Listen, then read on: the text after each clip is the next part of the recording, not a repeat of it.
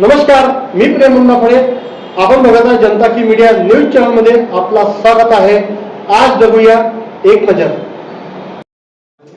नगरपंचायत निवडणूक 2025 बिडगाव नगरपंचायतच्या निवडणुकीदरम्यान बिडगाव नगरपंचायत मध्ये 3,500 ते 4,000 बोगस मतदान असल्याचा प्रकार उघडकीस आला आणि वारंवार ते बोगस मतदान याद्यातून वगळून घेण्यात यावे म्हणून आम्ही लेखी तक्रारी केल्या, परंतु त्या तक्रारीला कचऱ्याची टोपली दाखवण्यात आली आणि बोगस मतदानाच्या माध्यमातून बिडगाव नगरपंचायत जिंकण्याचं षडयंत्र भाजपाच्या सत्तेतील मोठमोठ्या नेत्यांनी केलं आणि त्याला उलटून काढायसाठी म्हणून आम्ही त्याचा बारीक अभ्यास करून त्याप्रमाणे आमच्या याद्यांवर बोगस मतदान हे हायलाईट केलं आणि आमच्या प्रत्येक प्रतिनिधीने काहीही झालं, प्रत्येक उमेदवार आणि उमेदवाराचा प्रत्येक प्रतिनिधी यांनी प्रण केला की यावेळी आम्ही भाजपाचा बोगस मतदानाने निवडून येण्याचा डाव हे षडयंत्र आम्ही विजयी होऊ देणार नाही त्यांना, असा प्रण प्रत्येक उमेदवाराने केला. मैदानात निष्पक्ष लढाई झाली पाहिजे आणि त्यामध्ये ट्रान्सपरन्सीमध्ये पारदर्शक लढाईमध्ये जो काही जिंकेल मग आमचा विजय झाला तरी आम्हाला मान्य आहे आणि आमची हार झाली तरी आम्हाला मान्य आहे, परंतु कुटील कटकारस्थान करून भाजपाला विजयी होऊ द्यायचं नाही हा प्रण आम्ही सर्वांनी केला आणि त्या प्रकारे 2 डिसेंबरला त्यांचं जे बोगस मतदान होत होतं त्याला आळा घालण्यासाठी आमचे प्रत्येक प्रतिनिधी आणि उमेदवार सैनिकाप्रमाणे आणि सेनापतीप्रमाणे सज्ज झाले आणि त्यांनी ते बोगस मतदान वापस पाठवलं.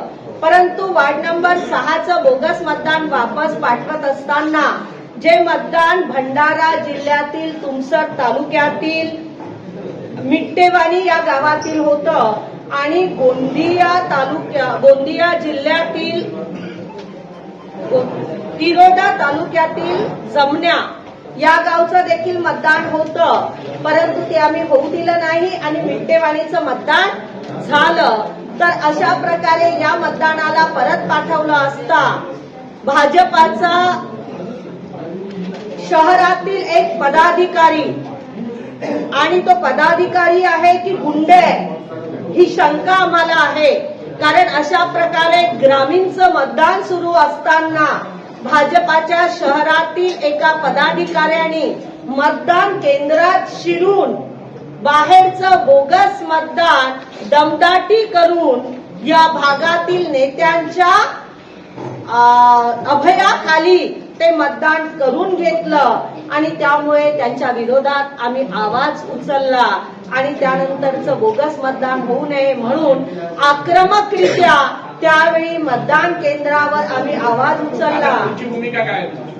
अशा प्रकारे आमच्यावर त्यांनी गुन्हे दाखल केले, परंतु मग या बोगस मतदान करण्याच्या षडयंत्रामध्ये जे सामील आहेत, ज्यांनी बोगस मतदानाला प्राधान्य दिलं आणि ते करवून घेतलं त्या सगळ्यांवर गुन्हे दाखल झाले पाहिजे.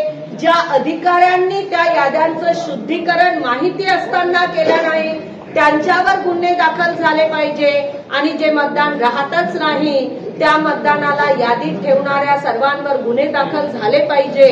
आणि जोपर्यंत हे गुन्हे दाखल होणार नाही, मी असं म्हणणार नाही की अवंतिका लेकुरवाडेवरील गुन्हे मागे घेतले पाहिजे, मी अजिबात म्हणणार नाही. तुम्ही गुन्हे लावले ना आमच्यावर, तयार आहे, आम्हाला अटक झाली तरी आम्ही तयार आहोत, कारण सत्याच्या लढाईमध्ये जेलमध्ये जायला अवंतिका लेकुरवाडे घाबरत नाही. मी आज स्वतः गुन्हे असताना 189 आणि 190चा गुन्हा माझ्यावर असताना देखील मी आज पोलीस स्टेशनमध्ये गेली, आज सीपी ऑफिसमध्ये गेली. मला माहिती होतं मला अरेस्ट होऊ शकतं, परंतु अरेस्ट व्हायला मी घाबरत नाही. माझ्यावरचे गुन्हे मागे झाले पाहिजे ही माझी मागणी नाही, तर ज्यांनी गुन्हे केले त्यांच्यावर गुन्हे दाखल झाले पाहिजे. आणि अशा प्रकारे जर दडपशाहीची भूमिका भाजपाची असेल तर ती चालू देणार नाही, रस्त्यावर उतरल्याशिवाय राहणार नाही. आतापर्यंत शांतीने झालं, आता क्रांतीने होईल. हमारी खामोशी को कमजोरी समझने की जरूरत ना कर. याच्यामध्ये आज काँग्रेसचे सगळे कार्यकर्ते उतरलेले आहे, हेच या प्रसंगी सांगायचं आहे.